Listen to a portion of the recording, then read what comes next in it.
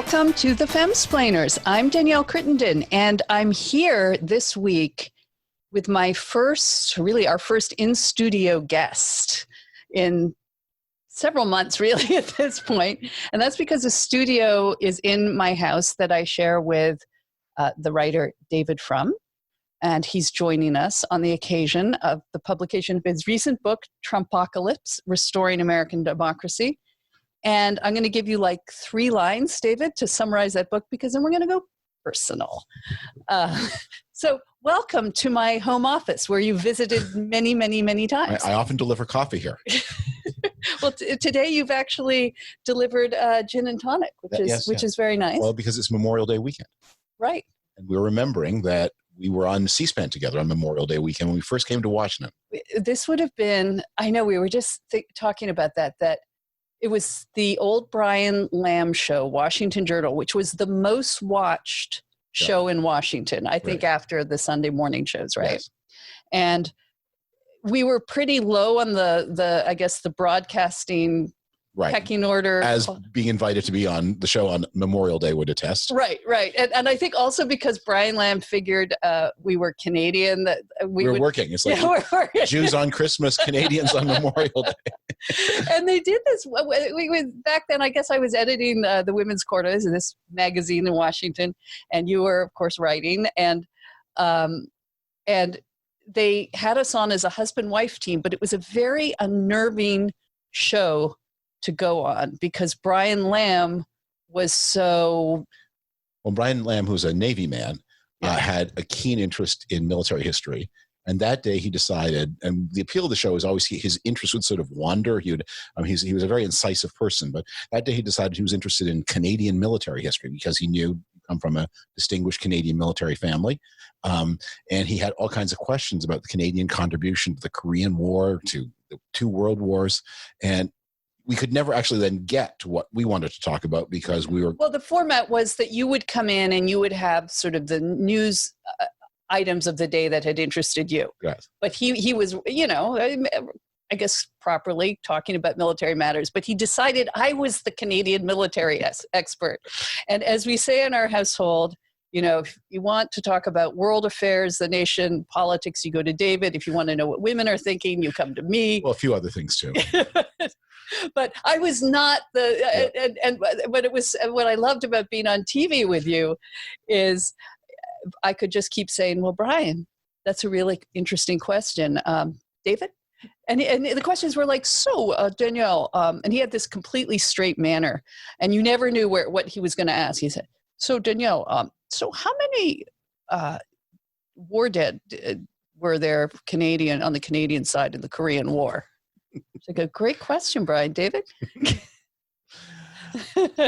So anyway, so we're back together recording this on Memorial Day weekend with our gin and tonics on the celebrating really both finishing this book and the launch of this book, because this week... Tuesday. Yeah. I don't know that we celebrate this podcast. I don't know that celebrate is quite the right word for a book launched in the middle of a pandemic. Called Trumpocalypse. Yeah, commemorate maybe. So this is, as you know, the second of a 2-part series on the Trump presidency. The first book with a blood red cover was called Trumpocracy. I should have brought that upstairs with me. Well, it's okay. The people listening to this on a podcast won't notice that it's not there, but you will be able to watch this on YouTube and see my office. And then Volume 2, Trumpocalypse, Restoring American Democracy. So it falls into 3 parts. The first part talks about exactly what has happened, the failures and failings of the Trump presidency that brought about this pandemic and apocalypse. The second is an assessment. One of the arguments over the Trump presidency is how much damage did he do? How successful was he? Did the institutions hold? And I take the view that he did much more damage than people are comfortable accepting. So I review that. And then the last section, we talk about, well, are there ways forward? Because I wrote the book presuming he would lose in the 2020 election. I wrote most of this book assuming that the trouble that was coming would be a recession because of the trade war and possibly a shooting war with Iran, but that something would happen. I didn't expect what did happen. And then how do you go forward from there? And so the last half of the book offers ways to go forward to reknit American nationhood and to find some way that Americans can at last possibly even forgive one another and act like a people again. Well, the last time you were you've been on the podcast, I think 3 times, but fully, the first time was June of 2018 to talk about our 30th wedding anniversary. And then that was a very personal, but also, I guess, personal, but general about marriage and in the modern times. Then again, last year, 2019, on Valentine's Day. That's a searing memory where we nearly destroyed. We gave catastrophic romantic advice to one of our listeners. But now so this is like the 3rd full interview that you will have been here for. And coming through quarantine and talking about people talking to each other again, or coming together again after this election, how are they going to come together after quarantine? Right. And one of the subjects, at least of interest to our femsplaining audience, is you have a lot of thoughts on not just the breakdown between partisanship between Republicans and Democrats, but between men and women. Yeah. And that's really interesting. Well, the book, I talk early in the book about some of the fault lines that were political resources for conflict-type politicians like Donald Trump. And so I go through a list of them, but one of the conflicts, one of the gaps is that between men and women. Among Americans under 30, the percentage of men and women who are living apart, who are living unpartnered, is the highest in the history of statistics. At this point, a person under 30 is more likely to be living with a parent than to be married. And an absolute majority of people under 30 are unpartnered in any way at all. And I'm sure it's all worse because of the quarantine and the economic hardships. So men and women live apart, and therefore they think apart. They develop a lot of resentments and mistrust against each other. They develop really different almost cultures. I mean, there is that kind of bro culture, there's a woman's culture, and they don't find each other. And that expresses itself politically, which is what I'm interested in the book, but it has other huge consequences for society. And from the point of view of people who are raising young men and women, those consequences don't look that good. We've come okay through quarantine together, I think. It's been nice, actually. Our son Nat, who is also the audio editor of this program, said I should ask you, have you improved your crumb game? Which was an awkward, because at the start of this pandemic, we recorded it. Christina and I recorded a show with John Tierney talking about how to get through this in your relationship. There's a certain airing of grievances there. No, it was just about how to talk to each other when you had something critical to say. And it was a very notional, for example, why is it that men don't see crumbs on counters? And what would be the best way to handle these, these small Madame Bovary-like moments in quarantine? Truth is, the secret to you is, you just overflow with kind words all the time. In fact, you do not, maybe it's behind my back. You ought to think. Well, just on the podcast. but like that's I think one of the pieces of advice you could offer the world is that you start literally every morning. The first thing out of your mouth is something loving and affectionate, and that sort of sets the tone for the day, and that's how we keep going from there. And then and then we end the day by watching horrible persecuted citizens of occupied France dealing with life under the Nazis. I know we've been watching this 7th season. I think I mentioned it last week or the week before. The 7th season French Village. Yeah, it's gripping. It's absolutely gripping. It's great that it goes for 7 seasons, because I think we're locked inside. It feels like for 7 seasons. But to go back to men and women, it is, how are they going to come together? How are they going to start talking to each other again? Yeah. You talk about, we're constantly worried, Christina and I, about our own children meeting people.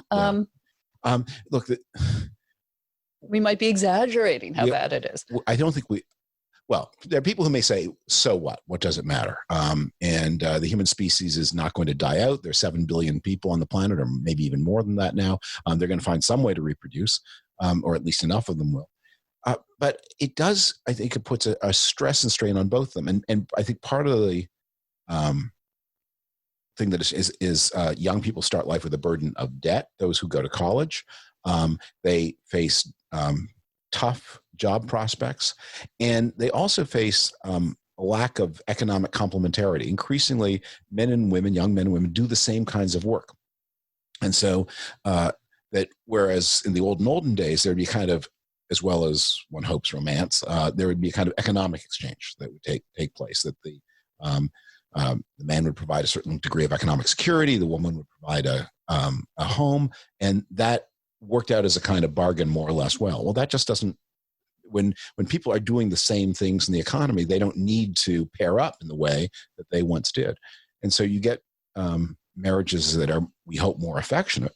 But those kinds of, I always think about, the way to think about it is, 100 people or 100 couples, and one of the couples will be the happiest. We don't have to worry about them.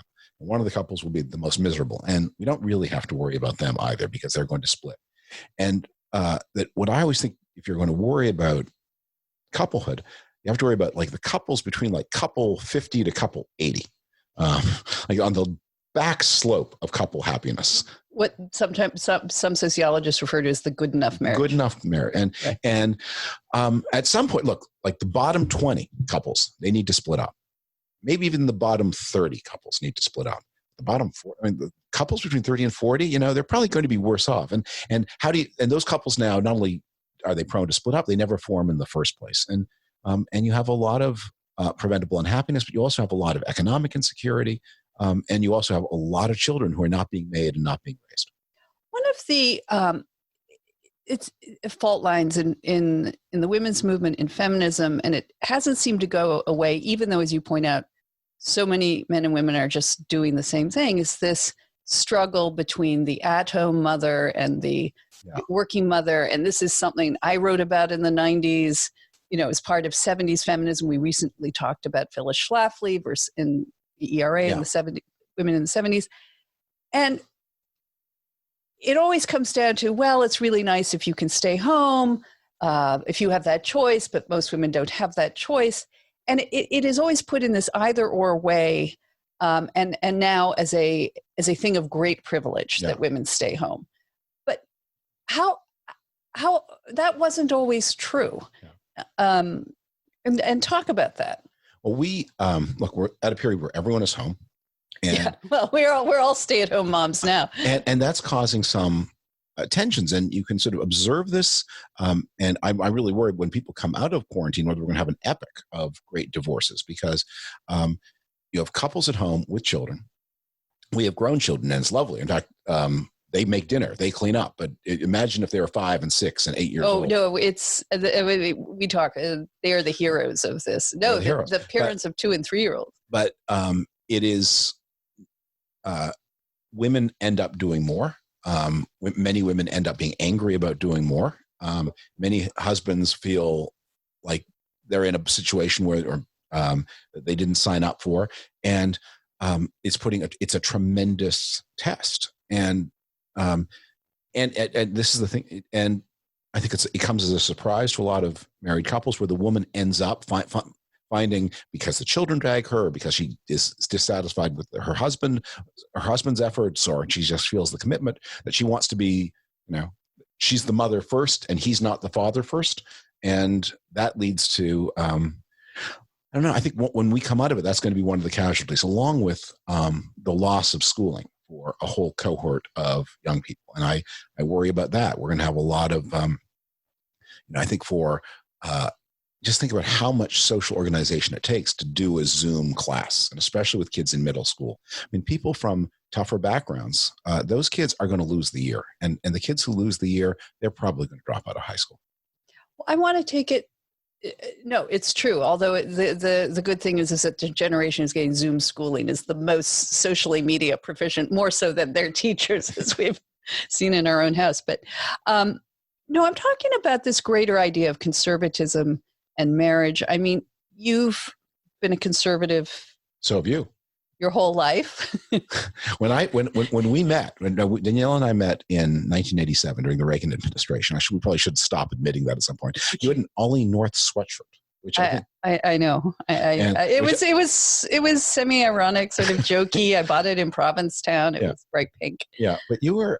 We're both. This is maybe this is something worth talking about. So we were both children of the Reagan era. We were very politically conservative. Which was weird for our time. Like we were the the Alex B. Keatons of yes. our generation. There was a lot of in that group. There's certainly more of it than there is now, and meaning that you were the Cold War generation. War generation, but many, and certainly growing up as we both did in Toronto and Canada, pretty much everybody we knew was politically liberal. Not in my family, but maybe different for you than for me, because I had lots of people in the conservative world, especially on the Cold War issues. Well, this was by the time you were in college, though. Yes. As a high schooler, yeah, that was more odd. But so we went through this. So we had I think we voted more or less the same way in every election through our lifetimes, and then this Trump phenomenon comes on. And we've seen this, like Trump sort of activates something in cranky middle-aged men, and we won't use names, but we have seen this with many of our friends where, wow, I didn't know you could be that big a dick. I've always wanted to be a bigger dick. No, I'm not. I don't think any of our friends are big dicks. I'm sorry. Ex-friends. I didn't know you could do that, but evidently you can. What do you mean? Give an example. I'm not going to give an example. No, I don't mean of a person, but like of an action that reveals the Trump supporter with it. I think that there are men in my cohort who watch Trump's behavior and find something just liberating about it. They look at it and think, wow, when I'll give you, so here's an example. So just a couple of days before you and I record this, that Donald Trump was explaining why it was okay for Mike Pompeo, the Secretary of State, to use public resources to walk his dog and pick up his dry cleaning. And it's like a massive abuse, and it's quite improper.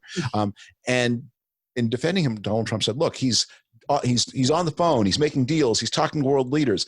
I don't want him to have to get up and wash the dishes if his wife is away and is busy. And now the presumption, of course, if the wife were at home, there'd be no risk because then she would wash the dishes, obviously. And I remember you. I think you were reading that late at night, and I came into your office to say goodnight, and you told me that, and it's rare my jaw hangs open for such a long time.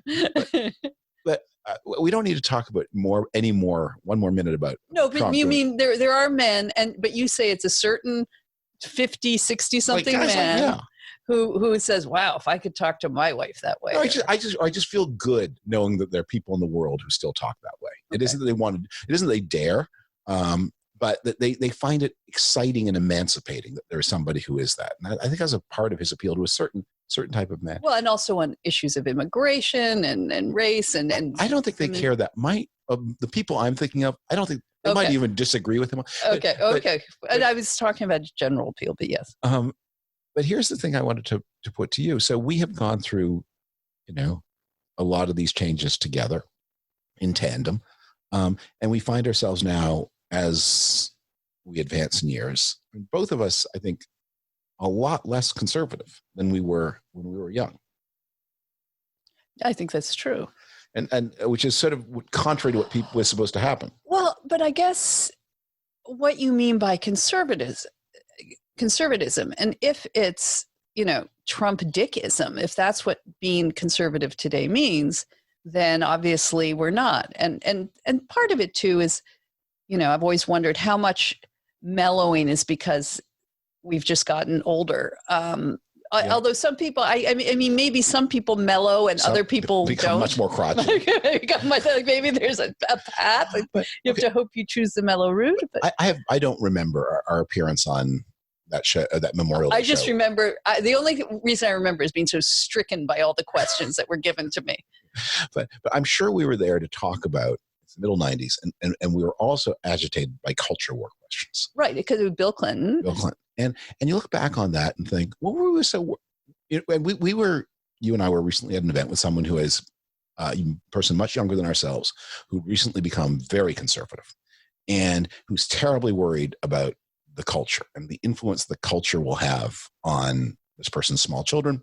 And I remember thinking, I mean, if I read things I wrote at the time, I see that I was worried about something called the culture, whatever that meant. And I now feel like, and I'm now almost 60, and I'm worried about a lot of things. I'm not worried about whether music videos are going to corrupt our children. Corrupt our children. Partly because music videos, I guess, are extinct. But, it's MTV. Right. You could just turn that channel off. But there is. We know people who are agitated about these things all the time, and I think you and I there are things we were agitated about, but not those things. And it's an interesting thing just to go to, I mean, and I don't want to make a point about politics. It's more a point about couplehood. Like, what happens if when one of us had zigged, the other of us had zagged? Where would we be then? Oh, I think we'd be quarantining in different houses. No, I want to go back to the parent thing and the culture, because that's really interesting. That's true. I think in that instance, that is less about politics than experience after 3 children. Yes. And I think what was interesting about the Clinton time, where it was the first time, you will of course correct me if I'm wrong, but where, I mean, on cable television, yeah, a president is being asked minutely about his sexual affairs in the Oval Office. And Clinton was just a way better womanizer than Trump. Oh, yeah. And he was publicly less gross about it. But nonetheless, you had this sense, and our children were like, oh, I don't know, 2 and 4, 5, what would they been? But they're very, very young.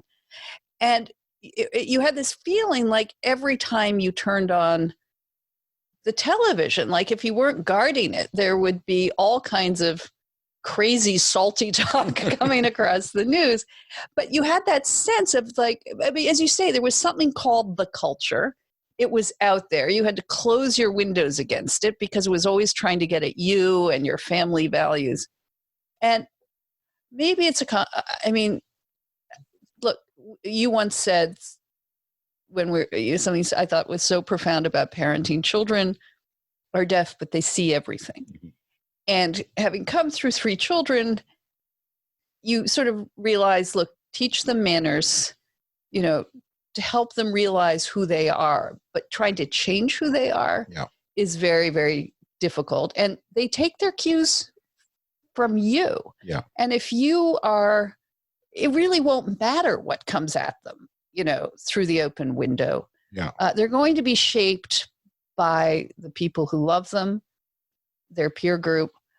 That's a general statement. Politically, though, there are. I feel that fear of the culture has shifted much more to the religious. Yeah. I mean, obviously, the religious have always had that feeling, but that sense that values are under siege, that only someone like Donald Trump, of all people, can be your cultural savior against what? Against what? Against what? Yeah. But it is a culture war. But what is that culture war that they're fighting now? I find it not only hard. I find it so hard to understand because, so we had a friend who was a journalist here in Washington for a time who had this hilarious description. He had 3 small boys. And he said, we have 2 girls and a boy. He said, you have no idea what it's like to be the father of 3 boys. He said, they fight about everything. So I was in the park with them, and I turned my back for just a minute. And I came back, and the 2 older boys were in a fight, and I pulled them apart, and I said, what are you fighting about? And one of them had picked up a leaf, and the other one had wanted the leaf. He said, you're fighting about a leaf? Seriously, you're fighting about a leaf? And they're like throwing the punches at each other. So we're a culture war, but whether in a time of pandemics, you should wear, in a time of a respiratory infection communicable by airborne droplets, whether you should wear a mask. And people respond to this not by saying, well, Dr. So-and-so says the mask only blocks 60% of the droplets, and that's not very effective. Well, Dr. this and that says yes, but if you multiply 60% times 1 million people, that's a substantial enough reduction to be worth the slight inconvenience. That's not, we just have, and people have just decided that's it. It's like belief. I'm going to punch somebody in the head over whether or not, and people have literally been shot because customers come into stores, say, I don't want to wear a mask. The guard who has to enforce the rule says you must, and they produce a firearm and bang. Yeah. But that's that sense of culture war, to go back again to marriage, I think at the time then to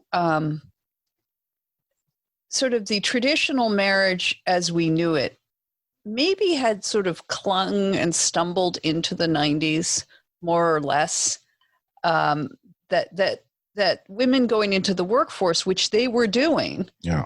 But you had this sense that divorce was rising. There were, that single motherhood and father were sort of being celebrated. It was the big era of put your kids in daycare.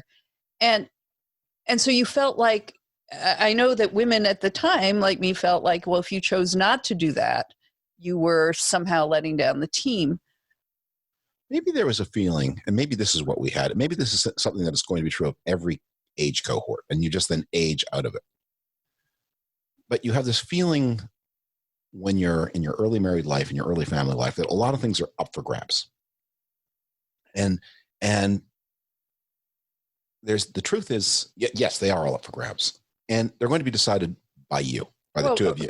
Well, also by your generation. It's also the young frontiersmen. But maybe that's what the argument is about. The culture war is about and you want to think, well, maybe if I can just control what's on MTV, then the choices we are making inside this house will somehow be easier. And what you discover as we've aged out of this is it doesn't matter what's on MTV. I mean, they could be running the Donna Reed show 24 hours a day. Your family life will not become any more predictable. It will not become any more predictable than it was if they are showing people gyrating and what is the song in when music video still on MTV was a snakeskin miniskirt.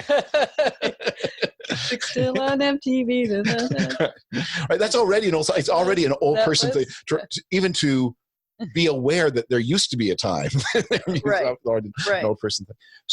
So people are looking for reassurance, and they are trying to project their uncertainties onto the world, and then you come through it. And we've got children who are adults, and they've gotten through that process, and we've gotten through it. And you think, I don't know that different programming decisions by MTV executives would have made our life any easier or any harder. David, let's just pause there for a moment while we have a word from one of our two sponsors for this week. With all the fears we are enduring these days, don't let HR issues be among them.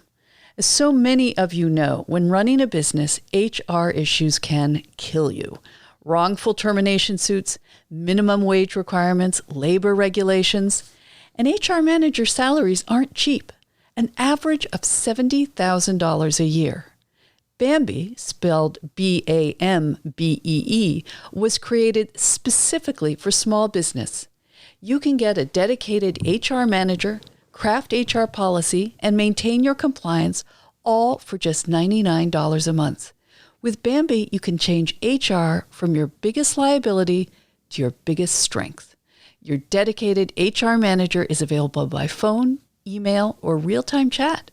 And from onboarding to terminations, they customize your policies to fit your business and help you manage your employees day to day, all for just $99 a month.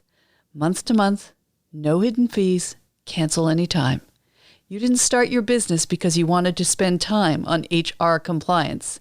So let Bambee help get your free HR audit today. Go to Bambee.com/fem right now to schedule your free HR audit. That's Bambee.com/fem, F-E-M, spelled B-A-M to the BEE.com/fem.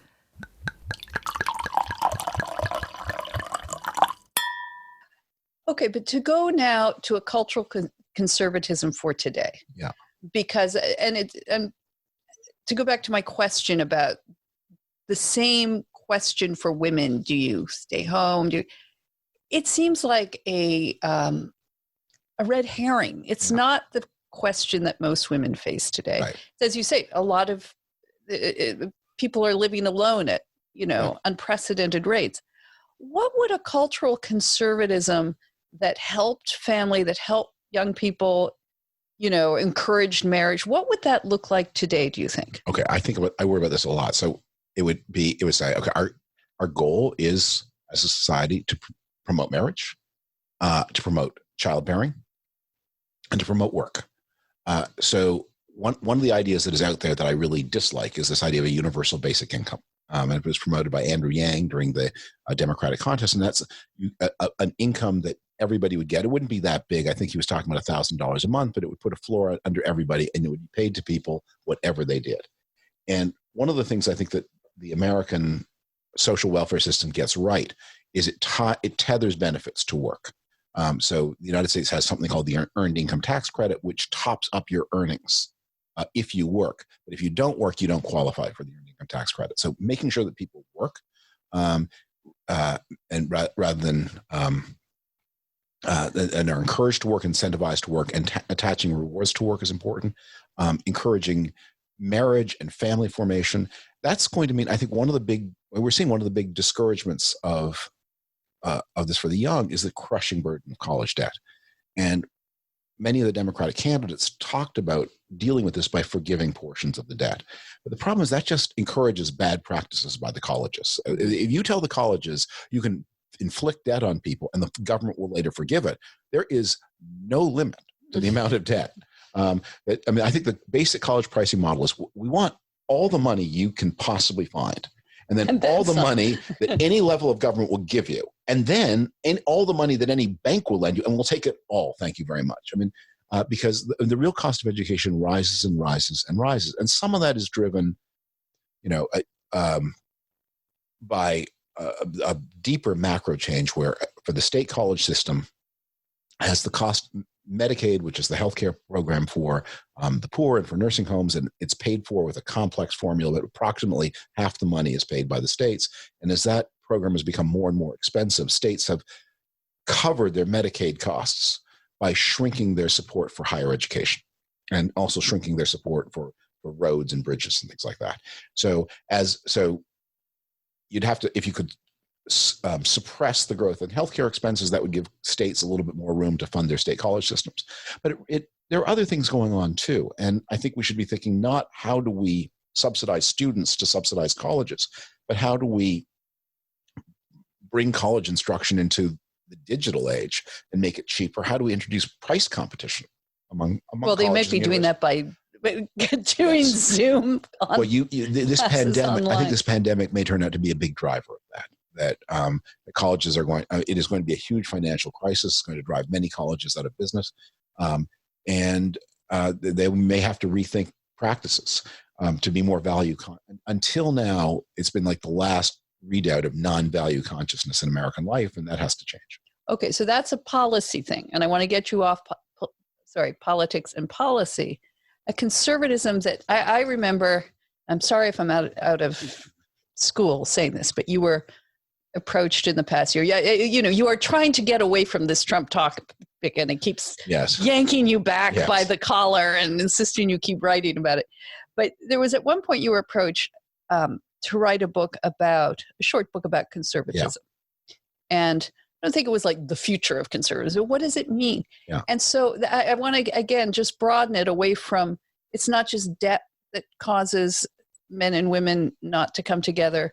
That we've often remarked that ideal and idea of marriage is now to, parent, family, an option for the mother to stay home. That's such an elite thing now. And that the people who have really suffered are working class families, are mothers. I mean, that sort of Fred Flintstone honeymooners. No, sorry, you're in the hot seat. No, this is your hot seat. What does that look like? What do you tell people? How do you as a culture, speaking of the culture, how do you as a culture promote that as well? I'm going to totally reverse this. And I know. Because you're just so much smarter about these things, David Frum. Well, I could just listen to you all day. and poor you. But no, seriously, I'm going to turn this on you. So to the extent, look, I can talk about the macro and college debt, but to the extent these things come down to personal choices, I mean, that's the thing that you wrote about in What Our Mothers Didn't Tell Us, which you are keep vowing to return to. Yeah. And I mean, it is a different world from the world we knew in the 1990s. It's a harder world for young people. In many ways, it's a world in which their economic prospects seem cramped, in which they have this burden of debt, and in which they can't find. So how do they do it? I mean, if they're going to, we lead a pretty traditional life. No, we don't. No, we don't. I don't know what you're talking about. Except for missing crumbs, you do all the housework. So what do you say? So when what are you going to say when you revise What Our Mothers Didn't Tell Us? What are you going to tell the woman of today? Oh man, well, I know what I tell our daughters. What do you tell our daughters? And I guess it's a message that could be universal, because I guess just as those inspirational talks to people who want to make something in the world, the American dream, they'll say, every political rally, doesn't matter where you come from, you have the right, you can succeed. And I think I try and teach our daughters, well, you do too, obviously, but that you should hold out for love. You should be very, you should plan and hope for marriage or a serious relationship very young, like not to take it lightly, not to, and it's a very, I try to make it a very empowering message, because it is that if you are a woman who has self-respect, who has ambition, who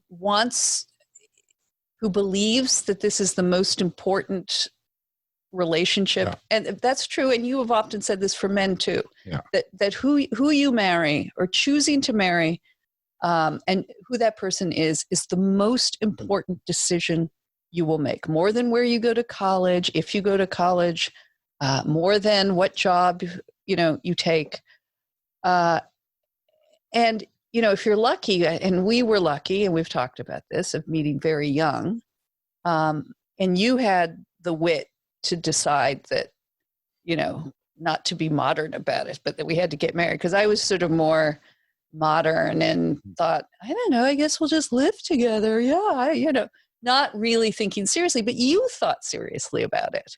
I was a very serious young man. You're serious. Not so serious now. No, you're still very serious, David. Well, but okay. No, but you had, then this is you as a young man. You understood that, and you persuaded me. A lot of the young men today, those we know who shall also go nameless, that we've seen come in and out of, our daughters' lives and things, they're 12 years old. Yeah. They're 35, but they're 12 years old. Well, let me ask you this, okay? And this is maybe a very practical question, a hard one. So how, you say you want to hold out for love and romance, how much love should people expect? Because so to quantify it. No, I don't. They don't have measuring devices. But what I mean is, so I was talking before about the 100 couples, and okay, so we met and we were very much taken with one another pretty quickly, and so that all worked out. We didn't need advice because that was just nature taking its course. But okay, so now we go through up the bell curve from number 99, number 98, number 97, number 96, and so if two young people meet and they get along, and they're sympathetic and they have interests, but they're not raving nuts about each other, what should they do? I don't know in the abstract what a couple that is not raving nuts about each other should do. I think what we've lost, if you want to talk about a grander cultural message, is this idea that this relationship is so primary and important.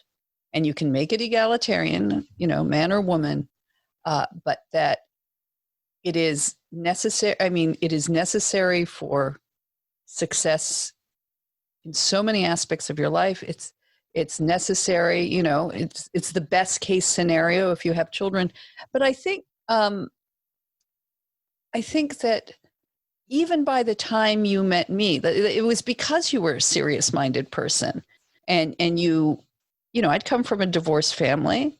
The remarriage of my mother was a very happy one, and so I had a good model of a successful relationship. But if you don't have a good model of a successful relationship, and the whole culture around you, and sorry to use that term culture, but you know, the modern mores are telling you it doesn't matter, you can push this off forever, and it's not putting pressure at all on young, and maybe young men in particular, to settle down. And then you have to have a determination to make it work. That what I am struck by, I love reading this dating column in the Washington Post. I got to write one time. One of your proudest moments. Oh my gosh, there's this column where the person who's writing it, usually it's somebody who's employed by like a reporter of the Washington Post, but sometimes they farm it out, and I got to do one. I was just so happy about this. You get to matchmake. These people send in their sort of resumes and descriptions of what they like, and you get to set them up, and the Washington Post sends them out on a date. And okay, mine wasn't that successful, but and sometimes you gotta, you know, you're looking at pools that I don't see which fish in here are gonna bond. But what I am struck by is so many, especially the younger ones, the 20-something, they go out, they have a great time. They have shared interests, and very quirky interests like comic novels and science, and in some cases you look at, there's always a photograph, you think, okay, there may have not been the physical attraction, which is also very key, obviously. But even were there cases where they both express physical attraction to the other, and they had this great night, and 3 hours later, the bar is closing and they're still there, no further contact. That's what I don't understand, that there's no effort to follow up. It's like, okay, next, swipe left. That was fun. I liked it. But, you know, that sense that maybe there's something better. There's no effort to, and I think in our case, I think I was open to the seriousness because I have, you know, a very soppy Disney romantic nature. You're a very romantic person. So I believed in the concept of love, and that so I was open to it. But maybe the problem is that so many people are just not even not open to it, not even aware of it. There's oblivion. Yeah, it's like meal times. What? Well, the way we no, and we where are you going with that, Dave? Sometimes we have some of our children's friends to dinner, and we flip them out because they don't right, because don't reveal this. Like dinner, like we all sit down at the table together, you mean? Yeah. And we eat with plates and knives and forks. Right. And mom cooks. No. You grill. I do grill. You grill? No, you're seeing crumbs too. Huge one of the goals of quarantine. No, but it is worrisome, and I've gleaned through our daughters. And this is something I do plan to return to writing. Maybe the problem is you're looking at the wrong people. Maybe you need to write a book about young men. Maybe they are the young. Whereas when we did this in the 1990s, we thought the young woman, she was so uncertain and questioning and had too many messages, and what should she choose? And maybe the problem today is the young man of today just. I mean, yes, he faces many external difficulties. Maybe he also needs a kick in the pants. Well, that was the whole phenomenon of Jordan Peterson. Yeah. And then the problem with, Jordan Peterson, at his best, reaching this predominantly male audience, make your bed, brush your hair and teeth, go outside. that then the problem was he's overtaken by events. Actually, no, it's on second thought. No, all of that advice. Just wash your hands for 20 seconds. No, but then I remember getting these when we right after, especially we had Jordan Peters on the program. We got all these listener reactions saying, I'm so glad you talked to him, because we talked to him about love and marriage, things he wasn't normally talking about in public. And then you had all these men who said, I'm so glad you did that. I made my girlfriend sit down and watch this. Yes. But she doesn't like Jordan Peterson as much as I do. Well, but he's not for her. Yeah. Like Peterson at his best, and he's in a very tragic situation right now, and he is obviously a profound intellect and person who's he's had very difficult health issues. He meant a lot to a lot of people, and right now he's in we all hope for the best in this terrible situation. But he's not for girls. I mean, the point to these things is this is a message that young men needed to hear, and obviously it resonated with hundreds of thousands of them, and in most cases it made them be better. So that's a tremendous. So what would you say to young men? I gave my message to the girls. I think I'm retired. Now you're back. The last time I gave advice on the Femsplainers. No, that was a very specific couple. And you brought them together. It worked. Well, they both reviled the advice I gave them. Right. So you put them in a Romeo-Juliet situation. I realized the whole Jordan Peterson guru line of not for me. My interests are, my way of looking at the world is too peculiar. I don't think I'm going to do that. The next thing I want to, as you know, the next book I want to write is a history of American currency. And I just want to. You keep trying to persuade me it's more exciting than it sounds. It's way more exciting subject than you think. But I'm retreating from the whole. I don't think I'm going to be a guru. I don't think that's what I'm cut out to do. David, let's just take one more pause as we have one more sponsor for this week. If you're looking for a fun way to pass the time while engaging your brain, enjoying breathtaking visuals and a gripping story, your answer is Best Fiends. Best Fiends is a casual game anyone can play, but it's made for adults. It's been a great distraction for me during this historic time of quarantine, and truly any time not spent thinking or talking about the virus makes me feel happier and healthier.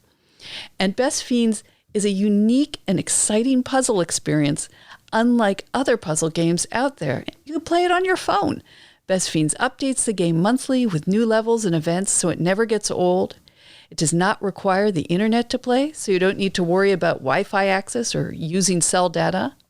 And what I love is you're never alone in this game. You collect tons of characters, and you need to use them strategically for each level. So engage your brain with fun puzzles and collect tons of cute characters. Trust me, with over 100 million downloads, this 5-star rated mobile puzzle game is a must-play. Download Best Fiends free on the Apple App Store or Google Play. That's friends without the R. Best Fiends.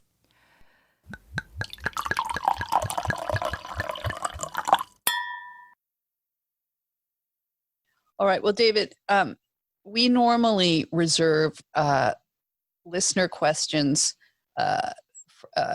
for our guests, for our subscribers on Patreon and Glow. I hope everyone signs up. Yeah. And Patreon and Glow, by the way, they have sent in some great questions for you, and we're going to do the special monthly exclusive broadcasts that they get by being a subscriber, and it keeps us going especially in this time of quarantine. But we have some friends of the podcast who asked to give you questions. The first listener her name is B. It's like, what's my line? No one will know that reference, David. Okay. I think that the last initial is F. BF. Okay. I'm braced. Her question was, how do you balance your intense interest for the past and the very present? Now, it should be said that we know this B initial F very well. And you are her you say you're not a guru, but you're kind of her history guru. Right. And I'm often passing the open door to her bedroom and I'm hearing like the history of Stalinism taking place. So she knows, she's very influenced by your love of history. And well, it is just the way my mind works, is that I don't think you can ever understand anything unless you understood how it came to be. And I applied this to like some pretty crazy situations. I remember when we were courting and I came to visit you, then we started courting, but you took a job in Los Angeles, and I found Los Angeles it was the first time I'd ever been there, utterly confusing. I couldn't figure out how it worked. And I got a bunch of books about the history of the Los Angeles highway system, because it sounds wonky, pretty crazy, but until I understood how the roads had been built and in what order, I could never find where I was. And once I understood the order in which the roads had been built, then I can now find myself around Los Angeles almost blindfolded, although I don't go there very often. And it would be very dangerous to try and do that. Yeah, okay. But I get it. I get the city, because and that's just the way my mind works. Is I have to know, okay, what was here before and before that and before that. And so I can't think about how things are now. So I'm someone who sees in my idea, you see in 3D, if we show you a blueprint, you can see a whole building, and I just see squiggles on a page. For me, the 3D is time. If I'm going to understand anything now, I need to understand what was there before. Well, this is one of the most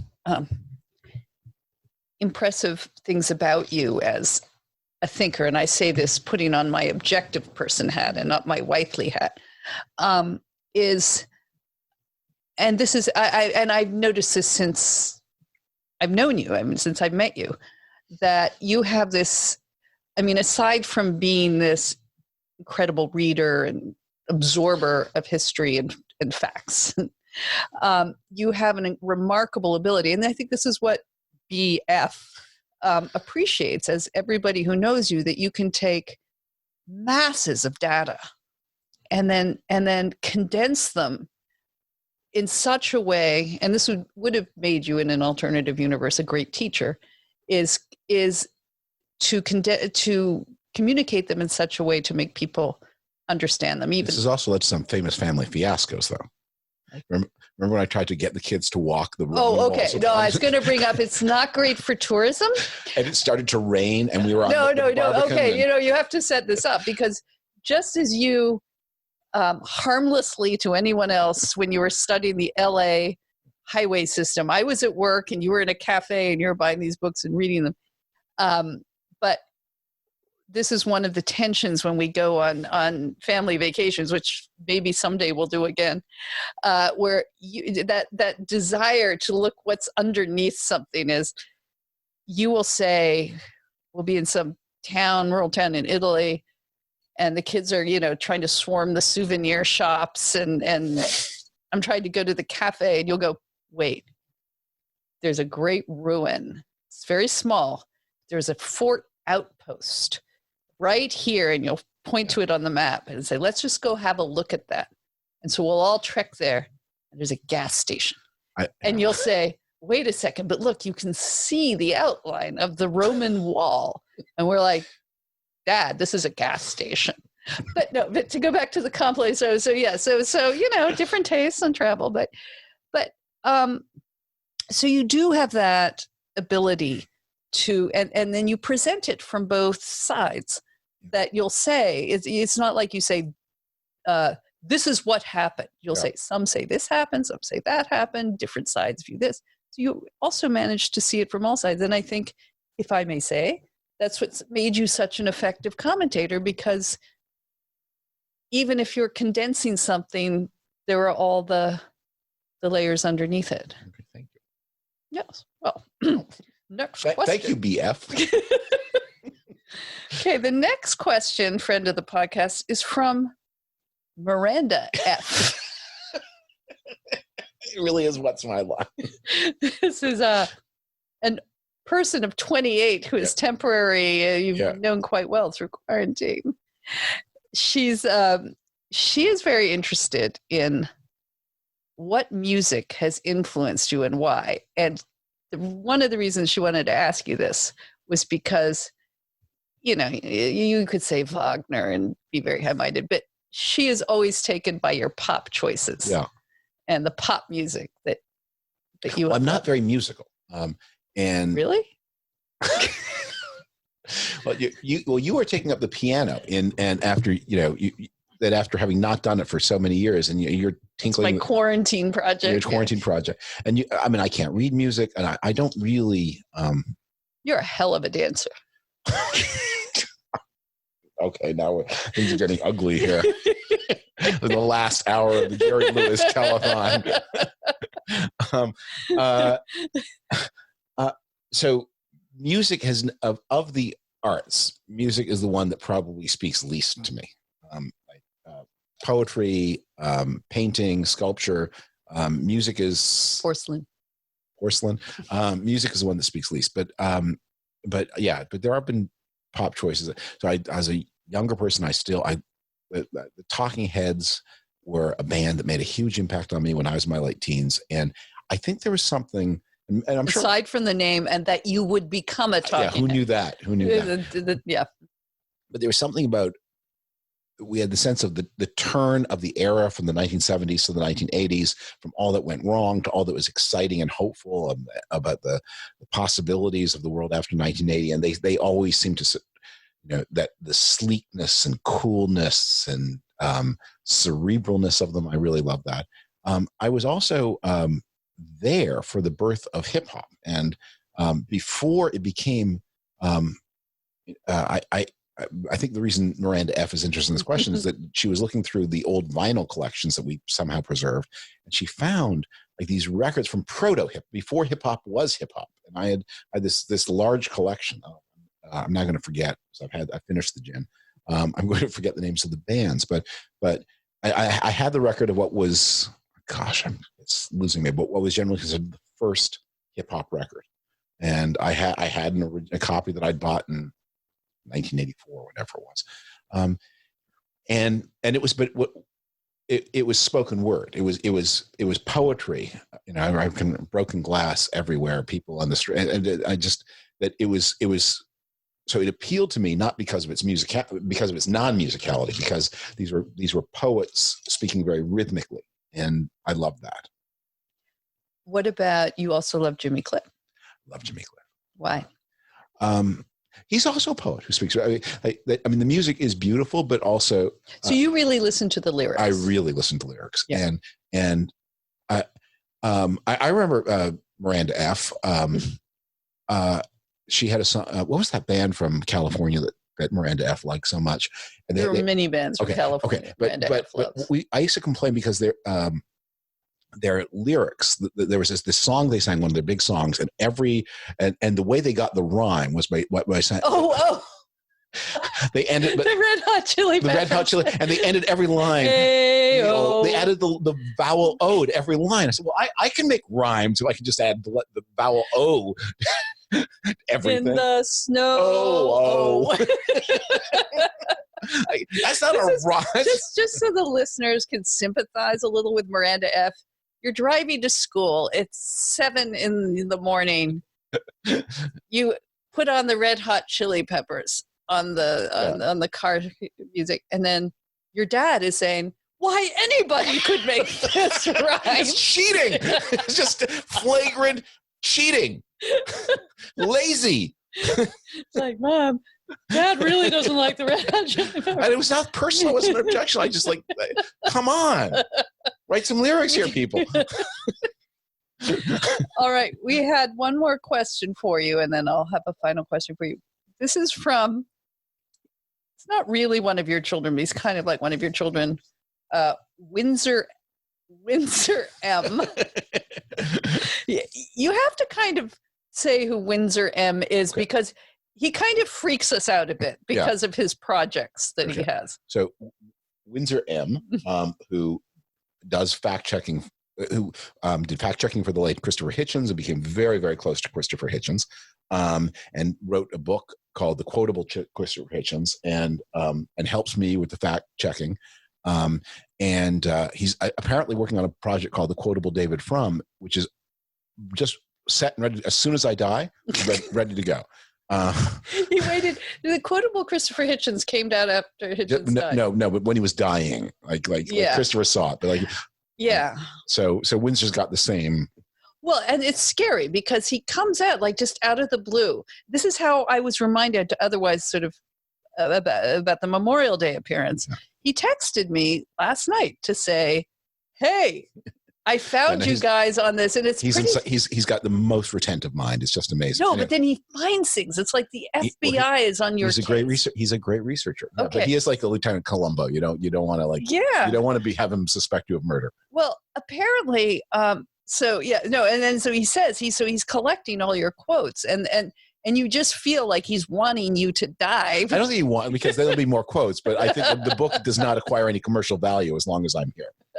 Anyway, he watched this appearance of us, and apparently we treat, also part of the Washington Journal was the listeners, or the viewers would write in real time and throw questions at you, which Brian Lamb would then read to you.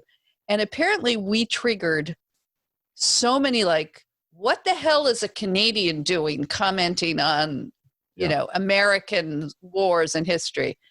And apparently somebody, at this time you were still a Canadian citizen, somebody asked if you would become an American citizen. And you said, "I won't. I regard myself as a visitor here. I think of myself as a visitor and as a Canadian." So Windsor M's question to you is, what changed your mind and why this Canadian pride in the 90s? Oh. And this will get to the essential thing about you, which most people don't know or factor in, is your deep Canadianness. Yes. Well, I've actually written about this. And I wrote about it in the book I read about the Bush administration. The Bush administration, where that was a 9/11 experience where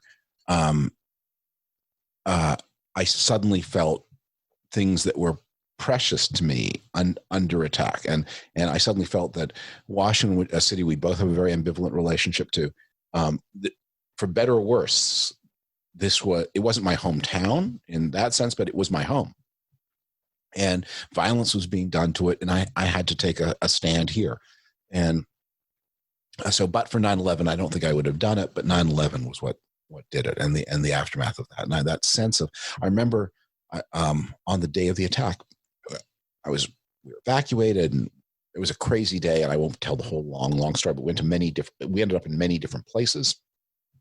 But I finished the day in an office building in the center of town where we established communications with the rest of the team, and we did our work, and that's where I found out Barbara Olson had been killed, and prayed for her, and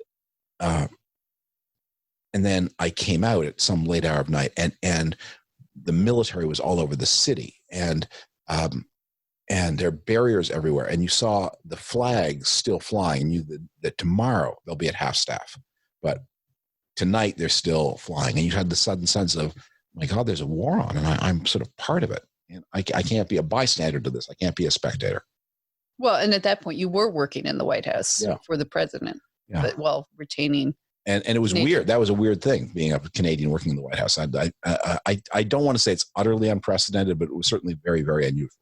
But you went to college here. Yeah. You were long drawn here, and I know it caused your mother much distress. My mother, who was an American citizen, right? And she lived in Canada. So we're border crossers, and my mother's mother was an American citizen who lived almost all of her life in Canada.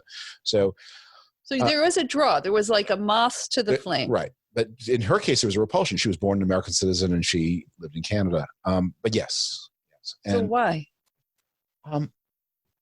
They blame me.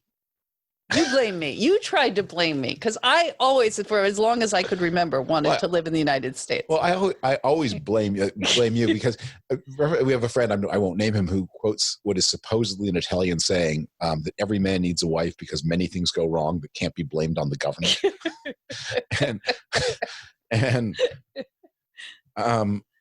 But I don't know. That's a complicated question, and maybe this is too late in the broadcast. But and what you find also is at different periods in your life, you have a different relationship to the two countries.